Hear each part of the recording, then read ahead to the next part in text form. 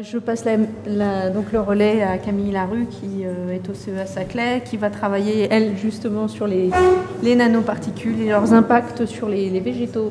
Tout à fait. Donc jusqu'ici, on a parlé des nanoparticules anthropiques, mais qui ont été produites de façon non intentionnelle. Et donc là, je vais m'intéresser plutôt aux nanoparticules qui sont produites de façon intentionnelle. Donc juste pour vous resituer le contexte, le contexte de la thèse, c'est une augmentation très importante de l'utilisation de nanoparticules dans les produits de consommation courante. Donc une nanoparticule au sens strict, c'est une particule ayant au moins une dimension de l'ordre de 100 nanomètres ou moins. Et donc juste pour resituer, parce que les nanomètres c'est vraiment petit à notre échelle, si jamais on considère ici un cheveu ça paraît très petit, en fait ça fait 80 000 nanomètres. Pareil, on a ici un globule rouge. Un globule rouge, c'est 7000 nanomètres. Il faut descendre jusqu'à la molécule d'ADN pour rentrer vraiment dans le domaine du nano. Donc ça, c'est une petite liste d'exemples d'où on peut retrouver ces nanoparticules. Donc dans les crèmes solaires, les peintures, les pneus ou les vêtements de sport. Et donc les problématiques auxquelles on s'intéresse, c'est qu'est-ce qui va devenir de ces nanoparticules, de ces produits, à la fin du cycle de vie des produits. Par exemple, les nanotubes de carbone des pneus qui pourraient être largués dans la nature, ou les nanoparticules d'argent des vestes de sport après une lessive dans les eaux. Donc ça va conduire certainement à une pollution de l'environnement. Ce qu'on ne sait pas encore, c'est en quelle quantité et avec quels effets. Et notamment, il y a la question du transfert à la chaîne alimentaire jusqu'à l'homme. Donc en fait, moi, mon étude, ça va être une étude d'écotoxicologie et qui va se focaliser sur les végétaux. Donc on va étudier la phytotoxicité des nanoparticules. Et en ce qui concerne les résultats dans la bibliographie pour l'instant, donc là c'est le nombre d'études publiées de ces dernières années avec des mots-clés nanoparticules et plantes. Et on voit que c'est que très récemment, depuis 2005, on a vraiment des études qui s'intéressent à ça. Alors que les occurrences du mot nanoparticules, on les voit depuis 90, et même nanoparticules et toxicité humaine apparaissent à peu près à cette période-là. Donc on est quand même pas mal en retard sur ce domaine, et les résultats issus de ces publis sont plutôt contradictoires. Donc moi, ma thèse, elle a porté sur les effets de deux types de nanoparticules, les dioxydes de titane, les TiO2 et les nanotubes de carbone, sur deux types de plantes, le colza et le blé, qui sont des plantes agronomiques qu'on utilise beaucoup en France. Mais aujourd'hui, je vais seulement vous présenter les résultats obtenus sur les dioxydes de titane et le blé.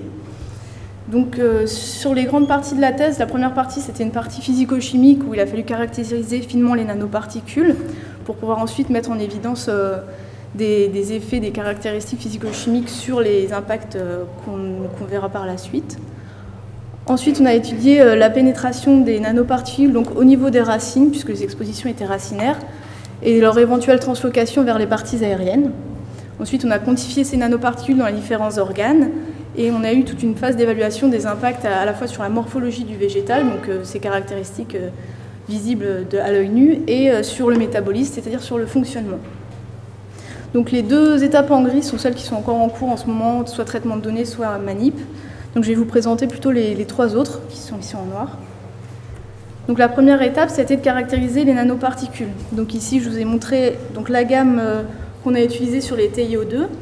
Donc on a choisi une gamme qui variait sur la taille, avec des nanoparticules qui vont de 12 à 140 nanomètres et une particule de 700 nanomètres qui est le témoin non nano, et des particules qui vont changer aussi sur leur structure cristalline, c'est-à-dire l'arrangement des atomes dans l'espace qu'on voit ici.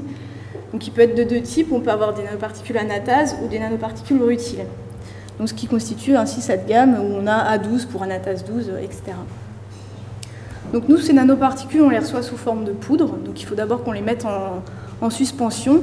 Et pour cela, on utilise des ultrasons. Donc ici, on a une sonde à ultra haute puissance pour les disperser. Donc une fois qu'on les a dispersés, on essaye de voir quel est le diamètre de ces nanoparticules en suspension.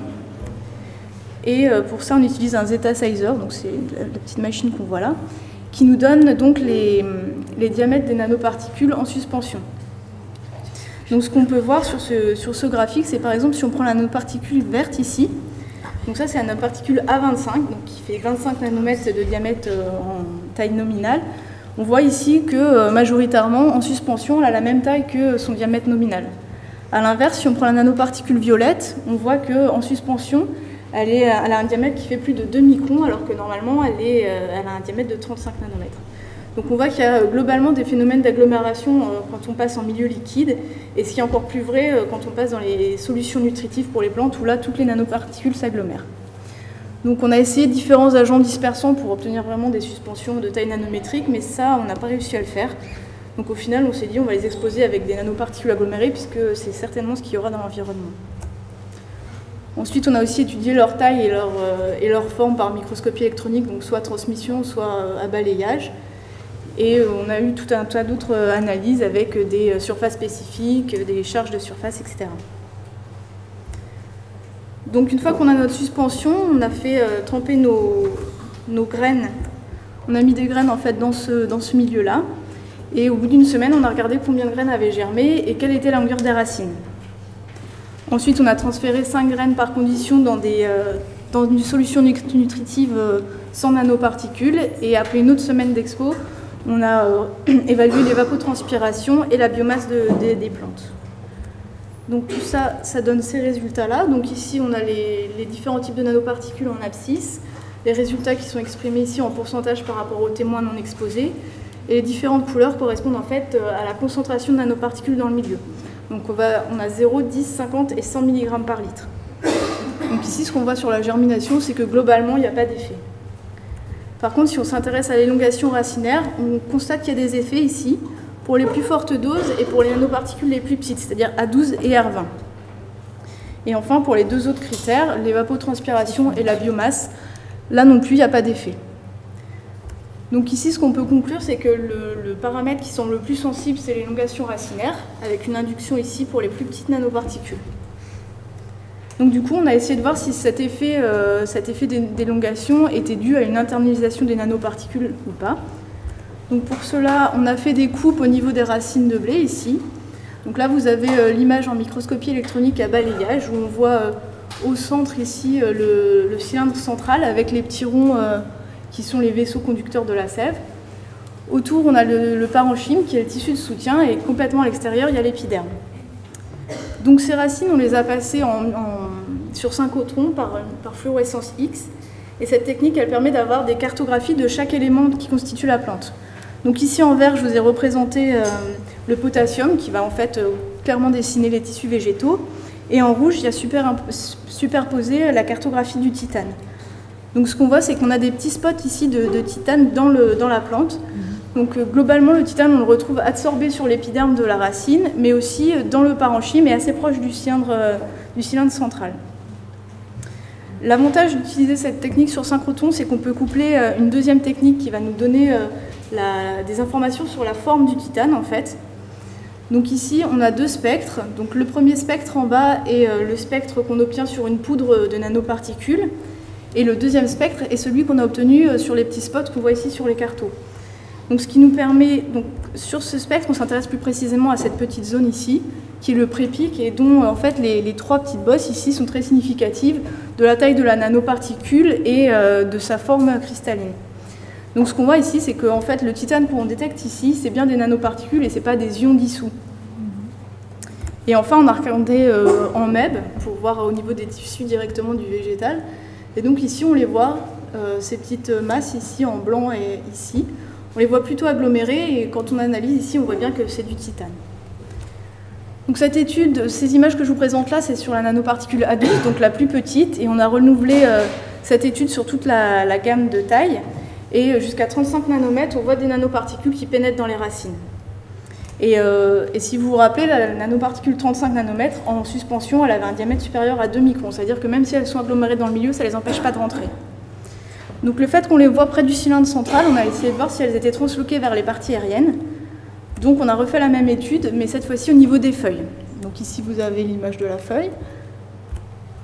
Et donc là, les petites cartos, donc ici pour la nanoparticule A12, pour la nanoparticule R20, donc un peu plus grosse, et cette fois-ci R20, mais dans le milieu de culture. Et là, on retrouve aussi des petits spots rouges qui représentent le titane qui a donc bien migré vers les feuilles. Et si on regarde pareil les spectres, on retrouve à chaque fois la même concordance entre le spectre de référence et le titane trouvé dans les tissus. Ensuite, on a regardé au niveau cellulaire, donc par microscopie électronique à transmission. Donc ici, on retrouve notre racine avec le cylindre central ici au milieu, le parenchyme autour, avec ici les vaisseaux conducteurs. Donc on a regardé d'abord au niveau du parenchyme. Donc la première image se situe à ce niveau-là. Et on voit, donc ici, c'est la paroi de la cellule végétale. Ici, on a son noyau. Et en fait, on voit qu'il y a des petits spots ici qui représentent en fait des nanoparticules. Après, on a été un petit peu plus profondément, donc on se situe ici à la limite entre le cylindre central et le parenchyme. On a à ce niveau-là une paroi très épaisse qui est censée réguler les flux hydriques. Et donc on se demandait si elle allait passer cette barrière, et effectivement on la retrouve ici à l'intérieur de la barrière, donc elle traverse sans problème cet obstacle. Ensuite, on a regardé au niveau de la feuille. Donc ici, vous voyez, il y a une feuille, deux feuilles, trois feuilles, avec ici les nervures. Et là, pareil, on a regardé d'abord au niveau des nervures, ici, puisqu'on pense qu'elles transitent par les vaisseaux. Donc ici, vous voyez le vaisseau avec la paroi épaisse, et on voit ici tous ces petits agglomérats qui sont des nanoparticules. Et si on regarde un peu plus loin, donc ici, au niveau du parenchyme, on retrouve les nanoparticules donc dans les parois, mais aussi dans les cellules et jusque dans les vacuoles. Donc les premières conclusions de la thèse, c'est que ces nanoparticules, elles sont capables de pénétrer dans les plantes quand elles sont exposées en hydroponie jusqu'à un diamètre d'à peu près 35 nanomètres, et elles sont aussi transloquées vers les parties aériennes, et ce qui pose la question du transfert du coup jusqu'à l'être humain. Mais par contre, on voit a priori peu d'effets en exposition aiguë, à part cette petite induction de l'élongation racinaire. Donc au niveau des manips qui sont en cours, là sur le métabolisme, on va regarder l'impact sur la nutrition hydrominérale, sur la photosynthèse, sur les atteintes aux membranes ici avec la peroxydation lipidique, le stress oxydant. On va doser les hormones de croissance pour voir si elles peuvent expliquer l'élongation racinaire et les liaisons à l'ADN. Donc en ce moment, on est en train de traiter les données sur la quantification du titane dans les feuilles et dans les racines. On pourra ainsi relier les caractéristiques physico-chimiques des nanoparticules avec leurs effets. Donc pour l'instant, on voit plutôt un effet taille, mais pas trop d'effet de la structure cristalline. Et on a aussi traité en ce moment des expositions dans les sols, ici, avec la petite image qu'on a là, pour avoir un milieu qui soit quand même plus pertinent environnementalement. Voilà, je vous remercie de votre attention. Merci.